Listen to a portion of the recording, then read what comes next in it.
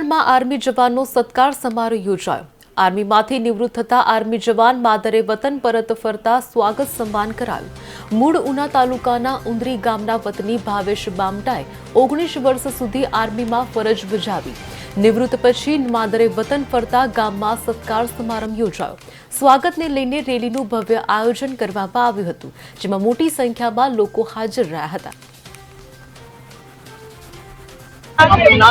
नाम आचार्य भावेश बामटा मूल गाम उंदरी उना पास मैं हाल इंडियन आर्मी में सर्विस करेली है અને હાલ ફૂલ મતલબ લાસ્ટ સર્વિસ અમારી જામનગરમાં રહેલી છે અને આ સિવાય પણ અમે આલ્ટિટ્યુડ એવો ઉચ્ચતમ જેવા કહેવાય કે દુર્ગમ સ્થાન જ્યાં આલ્ટિટ્યુડ સિયાચિન ગ્લેશિયર છે, જ્યાં રેગિસ્તાન કે અંદર છે કે ઠંડીના માહોલમાં ગરમીના માહોલમાં અમે કોઈ પણ ભેદભાવ કે જેમણે એક દેશ સેવાના નાતે પોતાનું ત્યાગ બલિદાન કે જે દેશને માટે સમર્પિત કરેલું છે તે હંમેશા માટે અમે ઇન્ડિયન આર્મીને 24 ઘંટા દીધેલા છે અને લાસ્ટ 19 વર્ષ પૂરા કરીને અમે જ્યારે માદરે વતન પાછા આવ્યા છે ત્યારે આ સ્વાગત જોતા અમને હાલ પણ એવું થાય છે કે અમે પાછા ઇન્ડિયન આર્મીમાં જોઈન થઈએ અને દેશની સેવા કરીએ।